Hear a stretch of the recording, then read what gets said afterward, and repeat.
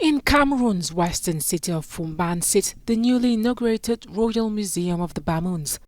The building's architecture pays homage to the Bamoun emblem, a double-headed snake, a spider and a double-mounted gong. Over 10,000 artifacts, most of whom century-old objets d'art, are housed here near the royal palace. King Nabil Bombonjoya, the 20th ruler of the Bamouns, inaugurated the museum with the culture minister Pierre-Ismaël Bidong-Pat. I was privileged to visit the museum.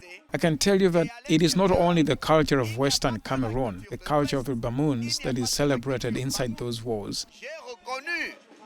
I recognize the culture of the forest, meaning the culture of the inhabitants of southern Cameroon, a heavily forested region.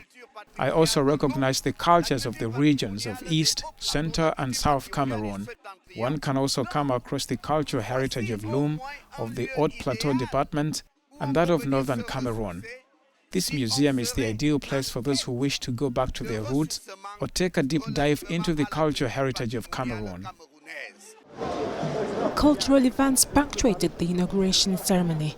The Bamoun Kingdom is one of the oldest in sub-Saharan Africa. Historians date its creation to the late 14th century.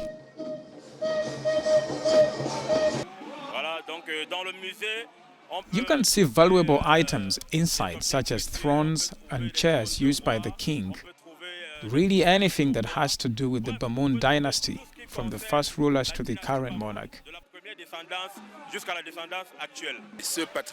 This is patrimony that is handed down to future generations. For the Bamouns, it represents an achievement and a celebration of their culture.